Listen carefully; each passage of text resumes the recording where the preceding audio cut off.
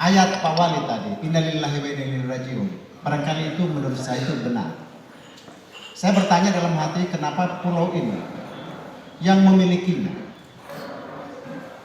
di mana hari ini adalah fakta sejarah kiri kanan kita, sebuah peradaban besar, sebuah tasawuf besar, sebuah filsafat besar, sebuah unsur spiritual besar.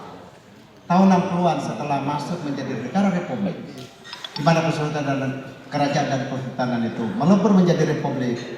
Tapi kenapa ini barang terpisah dari sistem negara, sistem daerah, dan terpisah dengan sistem masyarakat? Itu pertanyaan saya yang tidak pernah habis saya pertanyakan. Oleh karenanya maka saudara-saudara pemilik Pulau Buton, seminar hari ini menurut saya sedikit memberikan, mudah-mudahan harapan saya memberi warna berbeda. Sejarah adalah cerita masa lalu. Sejarah adalah sesuatu kenangan fakta-fakta masa lalu. Tapi sejarah justru menjadi dasar untuk kita melangkah lebih bijak ke depan. Bukan sejarah untuk dikenang dan dikenang menjadi sebuah kebesaran masa lalu. Tapi mestinya sejarah itu menjadi frame over, menjadi titik dorong untuk kita bangkit lebih hebat. Karena nilai kearifan, nilai-nilai filsafat, tasawuf dan spiritual di dalamnya itu begitu tinggi. Saya tidak ingin bicara martabat 7 dalam detailnya karena ada pembicaraan. Saya hari ini hanya karena dikasih keynote speaker oleh Bung Zainal, maka saya lebih banyak melihat sedikit mengompori saja keadaan. Dalam pandangan saya sebagai orang yang memang berada di DPR RI, di Komisi 2 tentu yang berkaitan dengan kesatuan NKRI pasti, kualitas kepemimpinan daerah pastinya, kualitas kepemimpinan nasional pastinya, berkaitan dengan demokrasi, berkaitan dengan penyelenggaraan pemerintahan negara. Oleh karena itu maka kawan-kawan, saya melihat martabat 7 ini nanti saya tidak akan lihat. Martabat 7 ini adalah konsep agama sekaligus spiritual. Ini yang luar biasa menurut saya.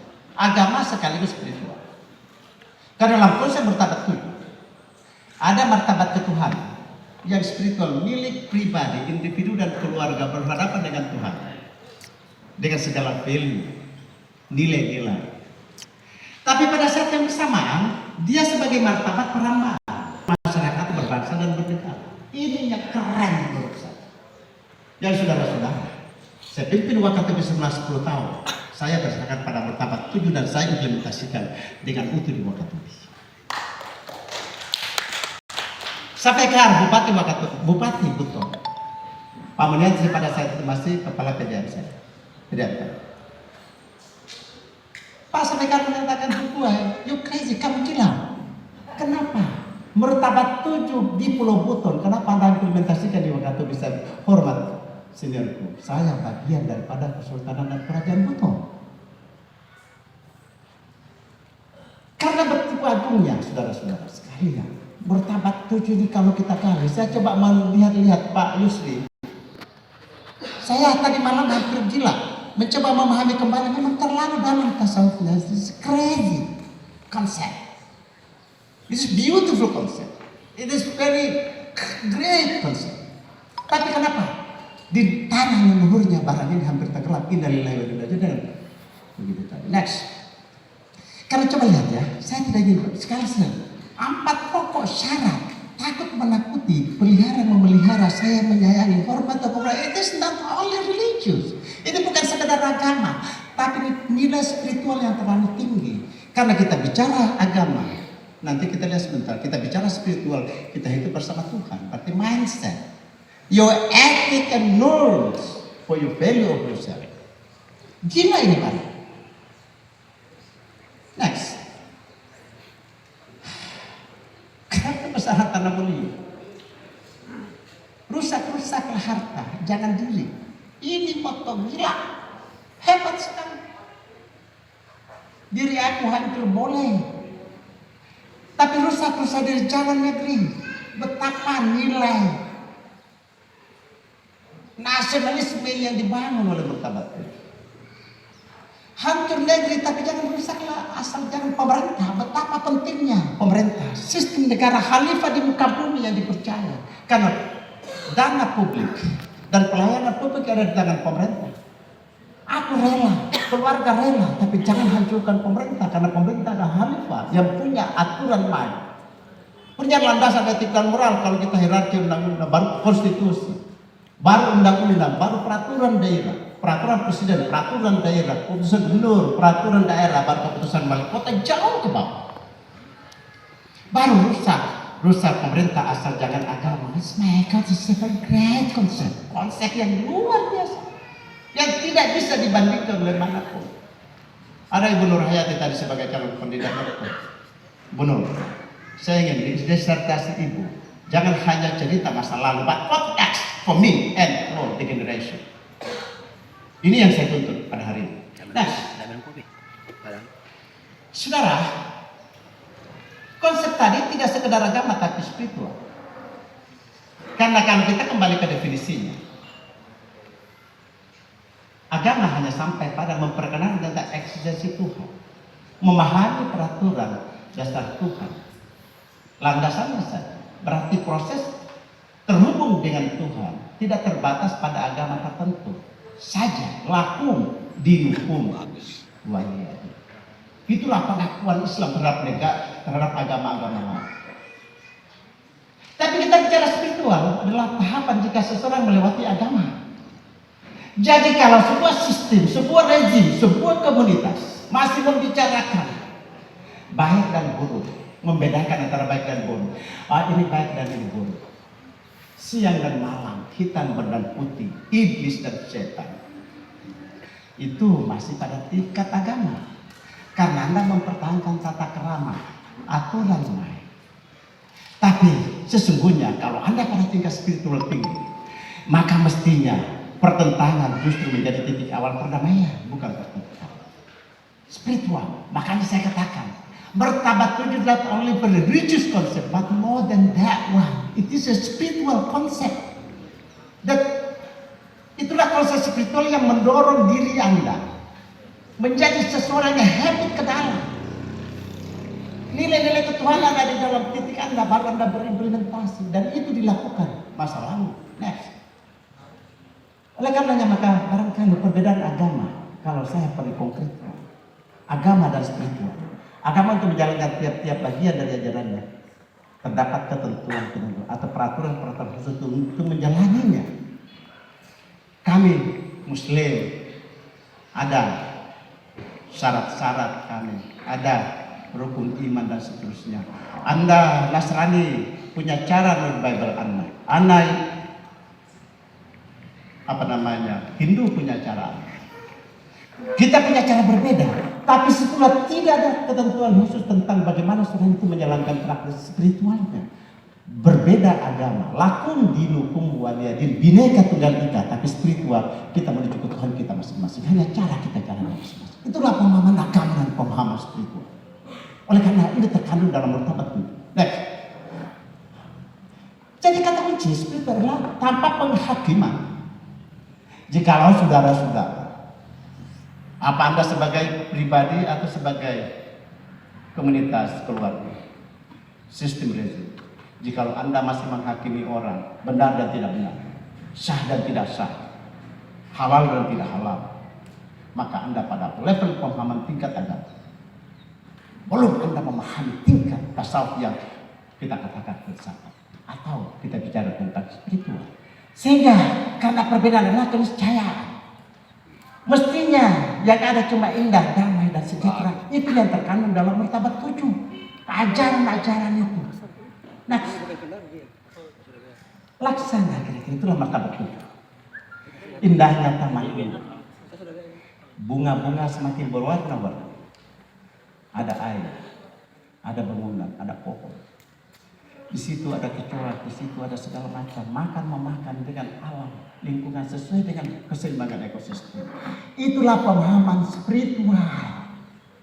Ketika kita makan merah dan kuning salah menurut ajaran kami atau menurut peraturan kami, maka kita baru pada tingkat agama, belum sampai pada tingkat spiritual. Martabat 7 mengajarkan tentang spiritual yang kita kenal sekarang dengan sustainable development, kompleksitas ekosistem di dalam. Jadi semakin berbeda mestinya menjadi kekuatan untuk menyatukan dan kekuatan untuk menjadi indahnya taman itu. Jadi kata kunci berbeda. Harusnya marah, benci, jijik, terkejut, sedih, takut harus diubah menjadi kebahagiaan. Itulah martabat 7 di dalamnya. Jadi kalau masih ada marah, benci, jijik, terkejut, sedih, takut, kita masih pada tingkat agama, belum sampai pada tingkat spiritual martabat 7. Next. Martabat 7 membangun karakter individu dan pemerintah sehingga kepribadian dilandasi oleh landasan etik dan moral. Next. Saudara-saudara sekalian kawan, saya terkaget-kaget dengan konsep ini. Sultan Dayat Ihsanuddin di masa Sultan Mudina Maulana Sultan Darussalam, Sultan keempat, membuat terjemahan martabat 7 sebagai martabat ketuhanan, dirombak kepada martabat perhambaan, di mana muncullah istilah sultan, muncullah istilah sapati dan berbagai, karena ada kerangka didasarkan pada tasawuf, kedirian yang memahami ketuhanan. Sultan Darus Ihsanuddin mengadakan syarat 20, 12 ditangani oleh Sultan, 8 ditangani oleh Sapati. Dipelajari itu nanti sebentar akan dibahas. Lalu ada syarat 5 dan syarat 9 dan seterusnya. Tahun 1597 itu sudah negara. Kesultanan Buton itu sudah ditata dengan negara dengan undang-undang martabat 7. Sementara saudara coba lihat. Jian Jekus Rasul nanti pada tahun, karena ini kenapa hilang? Baru kita mengenalkan teori pemerintah.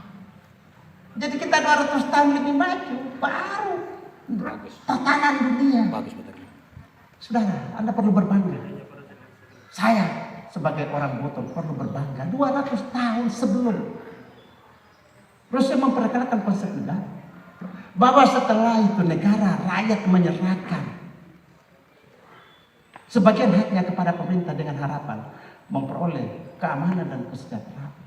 Jadi tugas saya hubungi anggota DPR Pak Wali, siapapun anggota DPR, tugas Anda adalah bagaimana keamanan dan kesejahteraan rakyat. Karena rakyat telah memberikan amanahnya kepada kita melalui Undang-Undang Dasar 45, konstitusi dan berbagai aturan main di dalam negara. Nah,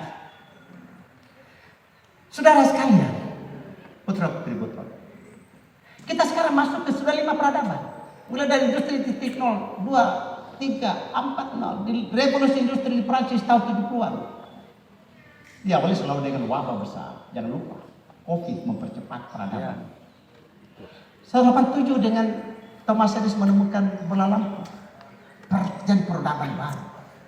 Lalu zaman komputer tahun 196. Zaman artificial sekarang. Dengan COVID mempercepat kita masuk pada society 5.0. Apa itu kuncinya? Menyatunya online dan offline.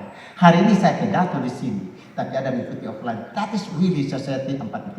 Saudara-saudara sekalian, saya pun sadar. Kemarin sebelum kesini, saya dari daerah Iran.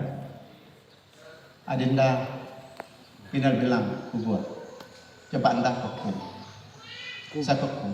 Saya sholat di tengah-tengah masyarakat Syiah. Gila, saya ketika secara Syiah, sholatnya itu begini.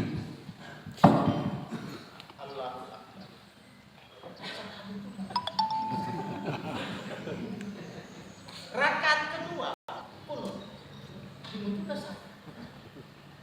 lalu saya tanya sama imam di sana, Anda yang mengerti dengan Syiah, apa perbedaan kita dengan Sunni? Kami dari Rusia Sunni. Apa? Wal jamaah apa lagi? Ahlus sunnah wal jamaah. Dengan persamaan kita adalah sholat sesama rakaat. Cara kita melanjutkan itu cara kita masing-masing.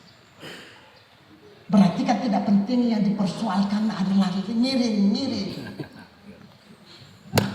Itu tidak tergantung. Janggut tidak janggut, bukan itu. No, that the principle. Baru Sunni dan Syiah. Saudara, yang saya kagum dan kaget, kami yakin dan percaya 4 sahabat. Tapi kami tidak akui bahwa itu imam kami. Karena itu jabatan politis yang diberikan oleh Nabi Muhammad untuk menata negara. Yang kami percaya ada 12 imam. Yang terakhir, saya berada di makamnya. 4 di Mekah, 1 di Irak. Di Irak. Saya perbulan saya belum selesai. Sebentar lagi saya akan ke Yordan akan mencari. Karena ini kebesaran masa lalu dengan konsep-konsep Mesopotamia, apa namanya? Apa? Irak ya. Bukan ya, Irak ini apa namanya? Mesir. Bukan. Inggris. Peradaban apa itu? Inggris. Persia. Persia.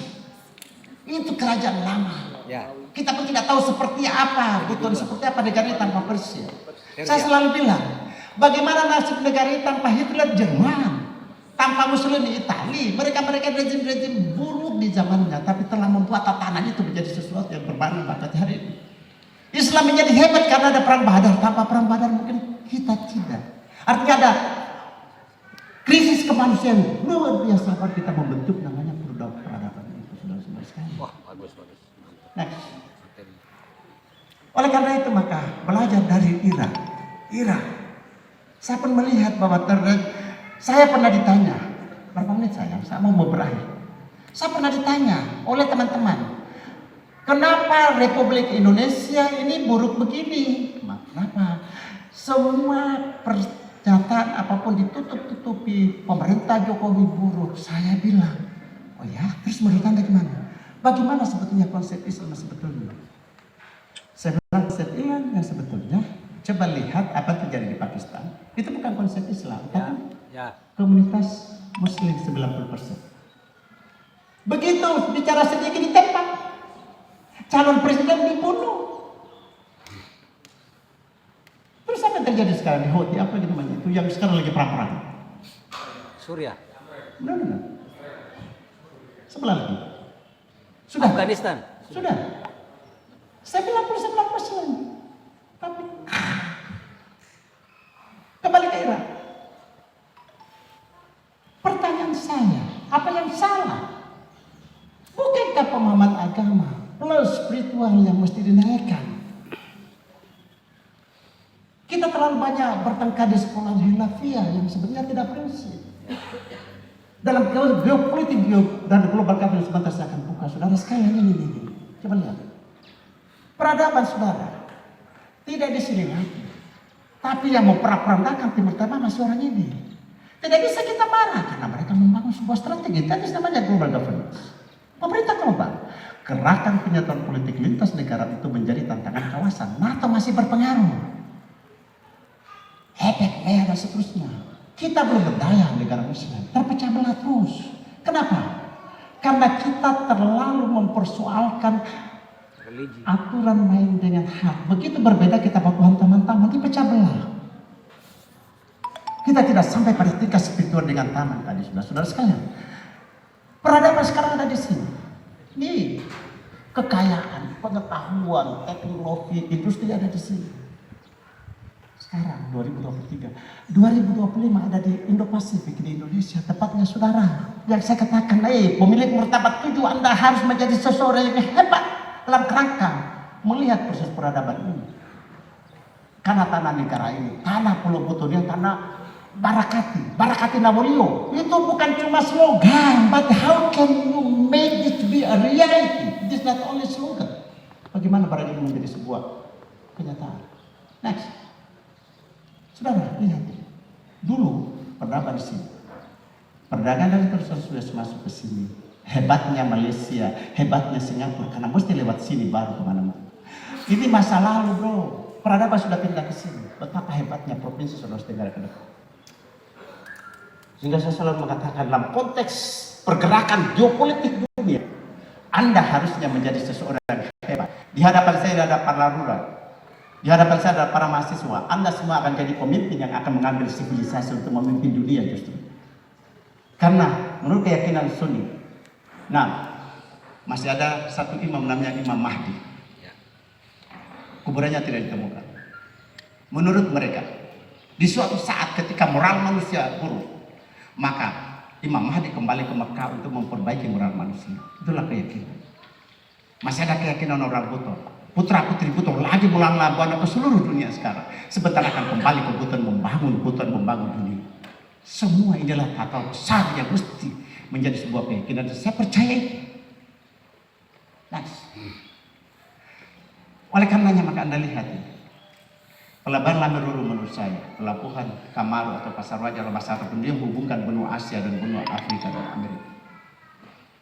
Anda semua adalah penentu masa depan dunia saat ini. Next. Saya ingin menjelaskan sedikit sebelum berakhir.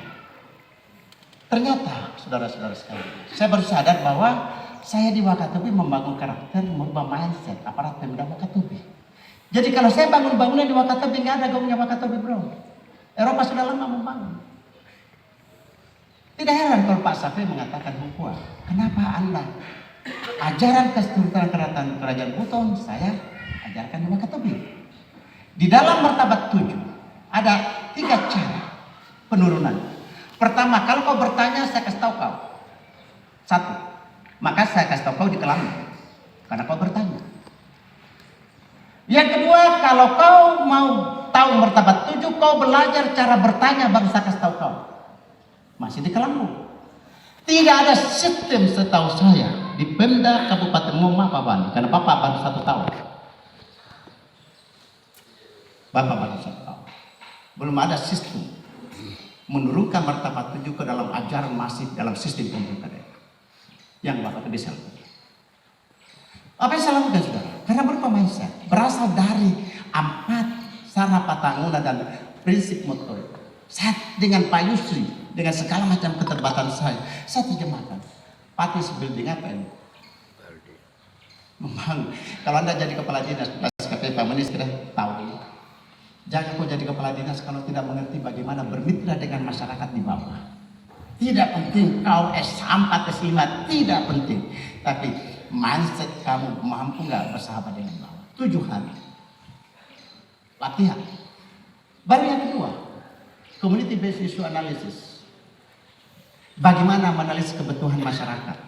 Jangan Anda membuat rencana program pembangunan kalau Anda tidak mengerti analisis ke bawah. Anda menghamburkan anggaran, ingat kau salah rencana, kau salah buat, dan itu tidak berfungsi, itu uang negara, dosa kau 7 turunan tidak akan pernah selesai. Saya jadi 7 hari aparat saya. Yang ketiga adalah action plan. Di sini antara fakta dan persepsi, baru implementasi, baru fungsi manajemen. Yang terakhir, kawan, saya ajari teori U. Apa itu teori U? Saya ajari, saya dapat dari saya sekolah di MIT, Massachusetts Institute of Technology di Boston 1,5 tahun. Beberapa saya dapat teori U. Apa itu teori U? Sebuah teori U, downloading, seeing, sensing, presensing, secret, berfungsi manajemen.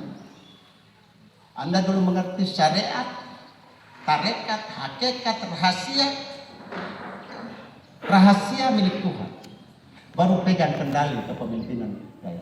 Kalau Anda tidak pegang itu, jangan potong kepala saya.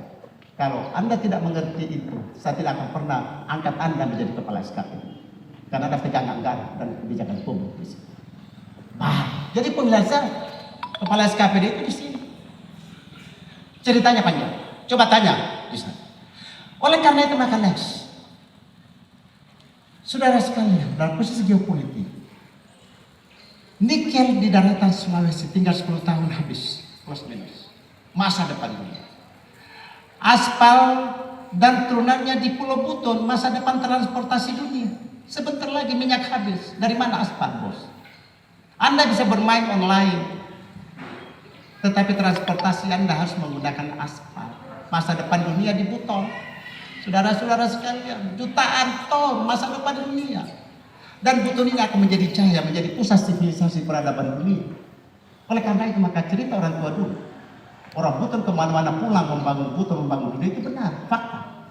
Baru kita bicara tentang Wakatobi telusuri 7 keajaiban di sekitarnya. Ini sudah SK Gubernur, Presiden sudah. Ada di tanah Buton semua. Di calon provinsi Cape Town. Mudah-mudahan Cape Town lahir kekuatannya luar biasa. Sumber daya.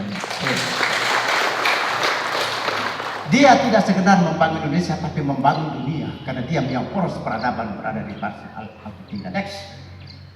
Kalau kita sepakat bahwa martabat 7 adalah konsep agama sekaligus spiritual, maka seminar hari harusnya mencari titik temu, bukan mencari perbedaan.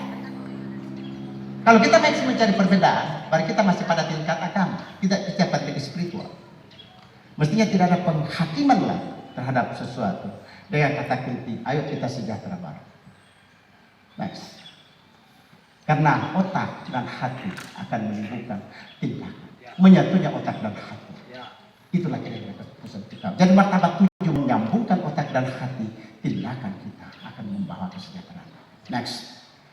Karena saudara, bendera merah putih harus berkibar di atas kemampuan pemimpin dan rakyatnya, karakter rakyatnya, tapi kekuasaan, tapi didasari dengan kehormatan. Karena kehormatan is earned, kehormatan tidak bisa diperjuangkan, tidak bisa diminta. Diikat oleh landasan moral, etik dan moral, itu martabat 7 supaya bendera berkibar di bau-bau untuk Indonesia dan untuk dunia. Terima kasih. Selamat